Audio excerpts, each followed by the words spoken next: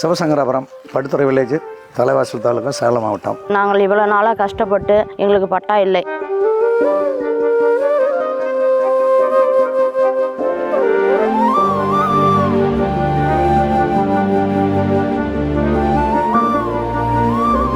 என்னுடைய பெயர் கந்தசாமி.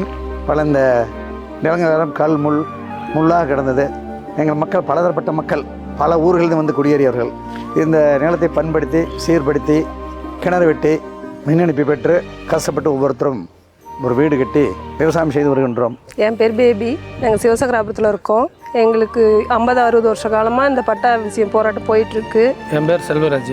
நாங்கள் சேலம் மாவட்டம், தலைவாசல் தாலுகா, சிவசங்கராபுரம் நில குடியேற்ற கூட்டுறவு சங்கத்தில் நாங்கள் ஒரு 150 குடும்பம் வசிக்கிறோம். 1957 இந்த நில குடியேற்ற சங்கம் ஏற்படுத்தினாங்க.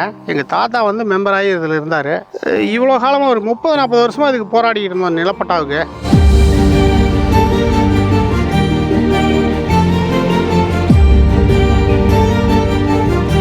அதில் இப்போ தமிழ்நாடு முதலமைச்சரும் சுற்றுலாத்துறை மினிஸ்டரும் ஐயாவும் சேர்ந்து எங்களுக்கு வந்து இப்போ பட்டா வந்து ஒரு 76 பேர் கொடுத்தாங்க. 200 சில ஏக்கர் கொடுத்துருக்காங்க. ரொம்ப கஷ்டப்படுறாங்க. நாங்கள் சின்னதுலேருந்து எங்கள் தாத்தா காலத்தில் அப்பா காலத்திலேருந்து இது பட்டா இல்லாதனால பல சலுகையும் இல்லை.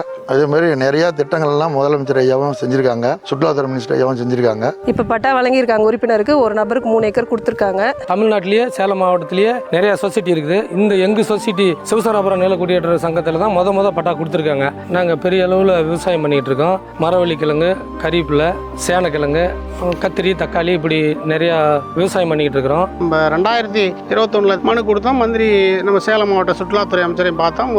முதல்வர்கிட்டையும் தமிழக முதல்வர்கிட்டையும் மனு கொடுத்தோம். அவங்க ஒரு முயற்சி எடுத்து 67 பேர்த்துக்கு பட்டா கொடுத்துருக்காங்க. ஒரு மெம்பருக்கு 3 ஏக்கர் கொடுத்துருக்காங்க.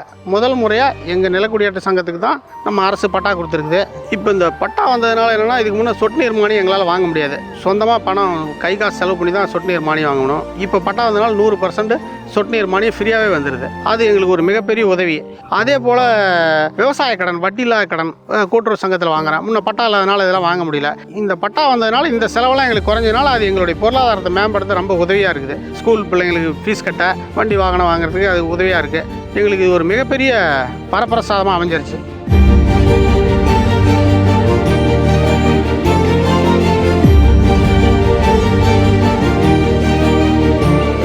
தமிழக முதல்வருக்கும், துணை முதல்வர் அவர்களுக்கும், சுற்றுலாத்துறை அமைச்சருக்கும் எங்களுடைய மனமார்ந்த நன்றி தெரிவிச்சுக்கிறோம். வாழ்நாள் பூரா நன்றி கடன் பட்டவங்களாக இருக்கும்.